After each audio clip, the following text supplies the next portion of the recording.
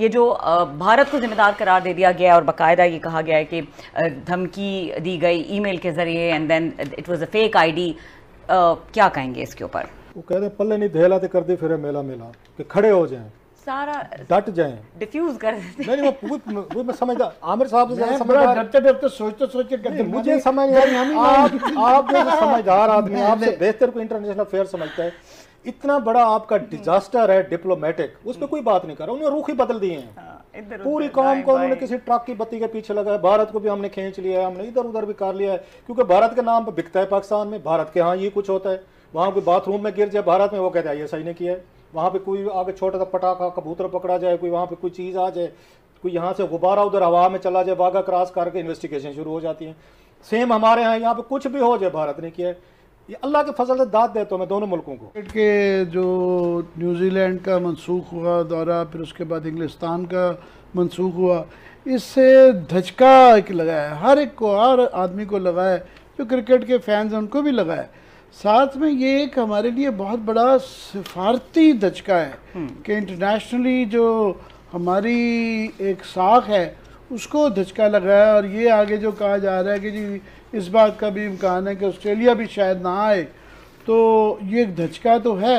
मगर इसके अंदर जो सवाल हैं, जो एनिग्मा है, वो ये है कि यहाँ से जो उनके बरतानिया के हाई कमिश्नर हैं क्रिश्चियन टर्नर साहब, कल उन्होंने 2-3 इंटरव्यूज़ में ये कहा कि नहीं जी, ना सिर्फ कि हमने एम्बेसी वालों ने कहा था जी हमने पूरी तसल्ली यहाँ पे कर ली है, और ब्रिटिश गवर्नमेंट ने भी पूरी तसल्ली कर दी है। उनकी तरफ से किसी को कोई किसी किस्म का कोई शक नहीं था सिक्योरिटी का। और ये फैसला जो है ना, ईसीबी ने, इंग्लैंड की जो क्रिकेट बोर्ड है उसका फैसला है। न्यूजीलैंड वालों ने कुछ भी नहीं बताया, मगर वो मोस्ट प्रॉब्ली इन्हीं से इन्फ्लुएंस होकर किया है। तो आज जो है फवाद चौधरी साहब ने कहा कि जनाब ये कह तो रहे हैं कि जी हमारी गवर्नमेंटों ने नहीं कहा, मगर इसके अंदर इंडिया की साजिश हुई है। और उन्होंने बताया कि जनाब वो ट्रेल हमने जो है ना पता कर लिया है कि इंडिया से शुरू हो के इनको जो ईमेलें धमकी वाली भिजवाई गई, और वो हमने पता कर लिया उसकी सोर्स इंडिया से थी। और फिर उन्होंने जिक्र किया कि एहसानुल्लाह एहसान का भी वाले साहब की वो फेक आईडी थी उनकी, और वो नहीं है। अब एक सोशल मीडिया पे एक एहसानुल्लाह एहसान साहब का एक बयान चल रहा है, क्योंकि एक तो वैसे ही वो उनके मुतालिक ये है कि वो हमें बड़ी तकलीफ है कि उनको पकड़े, उनको पहले रिहाई क्यों दी गई और जैसे वो भाग गए। हम वो दिखाना नहीं चाहिए, क्योंकि उनको नहीं दिखाना चाहिए, और हम ये भी श्योर नहीं है कि वो कितना ऑथेंटिक है, सही है या गलत है। मगर उन्होंने ये क्लेम किया कि ये बिल्कुल है कि ये मेरी ही है, और मैंने ही वार्न किया था कि मेरी इतलात थी कि ये हमला हो सकता है। और उससे बड़ा सवाल ये है कि इस तरह की धमकियों से, इस तरह की ईमेल से, ये जो अमेरिका है, बरतानिया है, बड़े बड़े ये मुल्क हैं, इनकी तो जेम्स बॉन्ड की फिल्म में देख देख के हम बचपन से जवान हुए हैं, और हमारे बुजुर्ग भी जवान हुए हैं कि ये MI6 जो है ये बड़ी ज़बरदस्त चीज़ है और ये इंटेलिजेंस में है। तो ये 2-4 ईमेलों में और ये इस तरह की धमकियों में बाद आके, जबकि इनकी अपनी गवर्नमेंट इनके बकौल कोई प्रॉब्लम नहीं थी, तो ये मरूब होके कैंसिल कर देंगे। तो उससे फिर शक ये पड़ता है कि जनाब ये पॉलिटिकल फैसले हैं, और ये पहली दफ़ा नहीं हुआ। देखिए ना, बाइडन साहब अमेरिका कॉल नहीं कर रहे हैं प्राइम मिनिस्टर इमरान खान को, उसके बाद इंडिया ने जो है रेड लिस्ट से जो है भारत को जो पहले निकाला और हमें जो है बाद में डाला और बाद में निकाला। तो हालांकि केस बिल्कुल डिफरेंट था। फिर ये फैटिफ के अंदर भी हमें ये वेस्टर्न ममालिक की वो नज़र आती है, और ये भी हमारे यहाँ की दफ़ा शक होता है कि शायद ये जो कल फवाद चौधरी साहब कह रहे हैं कि ये बदला ले रहे हैं, ये अफ़गानिस्तान में अपनी ज़िल्लत का, अपनी डिबाकल का वो गुस्सा सारा हमारे पे मिसप्लेस्ड रिएक्शन आ रहा है, वो चीज़ें अपनी जगह। मगर मैं ये कहना चाहूँगा कि हर मुल्क का एक अपनी पहचान, एक तसव्वुर, एक परसेप्शन होती है कि ये स्टीरियोटाइप होती है कई दफ़ा, मगर ये होती है कि फॉर एग्ज़ाम्पल कुछ मुल्कों का है कि जी ये दब जाते हैं, कुछ मुल्कों का होता है कि जी ये नहीं दबते।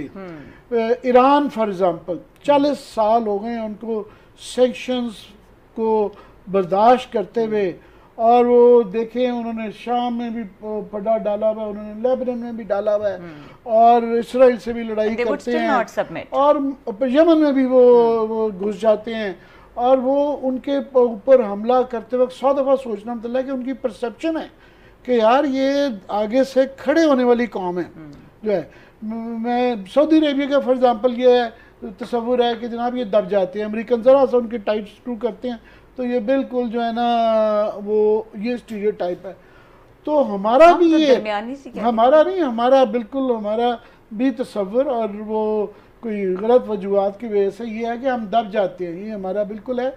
और क्योंकि हमारे यहाँ माशाल्लाह रहे और जो हमारे डिक्टेटर्स रहे उन्होंने अपने मुफादत की वजह से कभी परवाह नहीं की, अड्डे दिए, ये किया वो किया, तो उनको पता है इनको भी टाइट किया जा सकता है। वैसे भी हमारी इकनॉमिक सिचुएशन और ये वो ऐसी ही रहती है, IMF पे भी डिपेंडेंट रहते हैं, एड्स पे भी डिपेंडेंट रहते हैं, तो हम दब जाते हैं, हमारा ये है। मगर बात ये है कि हम भी ये मैं नहीं कह रहा कि कफन बांध के लड़ पिट जाएं किसी से, वो नहीं है, मगर एक गुंजाइश होती है जिसमें आप थोड़ा सा you stand up for a principal.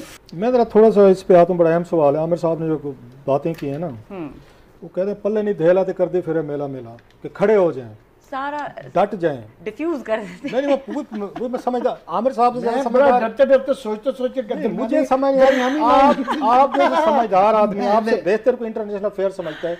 इतना बड़ा आपका डिजास्टर है डिप्लोमेटिक, उस पर कोई बात नहीं कर रहा, उन्होंने रुख ही बदल दिए हैं। पूरी कौम को उन्होंने किसी ट्रक की बत्ती के पीछे लगाया। भारत को भी हमने खींच लिया है, हमने इधर उधर भी कर लिया है, क्योंकि भारत के नाम पर बिकता है पाकिस्तान में। भारत के यहाँ ये कुछ होता है, वहाँ कोई बाथरूम में गिर जाए भारत में, वो कहते हैं ये सही नहीं किया है। वहाँ पे कोई आगे छोटा सा पटाखा कबूतर पकड़ा जाए, कोई वहाँ पे कोई चीज़ आ जाए, कोई यहाँ से गुब्बारा उधर हवा में चला जाए, वाघा क्रॉस करके इन्वेस्टिगेशन शुरू हो जाती है। सेम हमारे यहाँ पे कुछ भी हो जाए, भारत ने किया है। ये अल्लाह के फजल से दाद देता हूँ मैं दोनों मुल्कों को, इनके अवाम को भी माशाल्लाह, यहाँ की लीडरशिप को भी, हमारी इस्टेब्लिशमेंट को भी, कि आपने ऐसा माहौल क्रिएट कर दिया है कि दुनिया में ना आपके यहाँ कोई आने को तैयार है। मतलब अगर देखा जाए उनके यहाँ भी, आपको याद होगा एक IPL उन्हें साउथ अफ्रीका में करवाई थी, ये उनके खिलाड़ी भी वहाँ पे आने को तैयार नहीं थे। अच्छा, हमारे पिछले 10 साल के सारी गेम जो हैं हम वहाँ पे करवाते रहे, UAE में कराते रहे। इतनी अल्लाह ने तौफीक नहीं दी, इसलिए ये खिता गुलाम रहा है। ये हजारों साल गुलामी की जो मेन रीजन है यहाँ पे, कि यहाँ से पूरी दुनिया से कौन सा खिता है जहाँ से वो आप कह हमलावर नहीं है, लुटेरे नहीं है, डाकू चोर नहीं है, हिंदुस्तान को नहीं लूटा। यहाँ पे इतना बड़ा मुल्क, इतना बड़ा यहाँ पे खिता था, आके हर एक ने लूटा है। रीजन आपस में ठीक नहीं रहना। अब यहाँ पे इंग्लैंड के हाथ हम जलील हो रहे हैं, हम श्रीलंका के नहीं सॉरी उसके न्यूजीलैंड के हाथ हो रहे हैं, अब ऑस्ट्रेलिया के हाथ होंगे, वो भी होते हैं। मैं फिर कह रहा हूँ इतनी हमारे अंदर कैपेसिटी नहीं है कि वो एक अरब सवा अरब का वो मुल्क है। हम माशाल्लाह यहाँ 22-25 करोड़ हम हो चुके हैं कि कहीं पे मिनिमम एक रीजनेबल आपको थोड़ा सा एक दूसरे के साथ एक उसको क्या दोस्त ना बने, चले दुश्मन ना बने ना।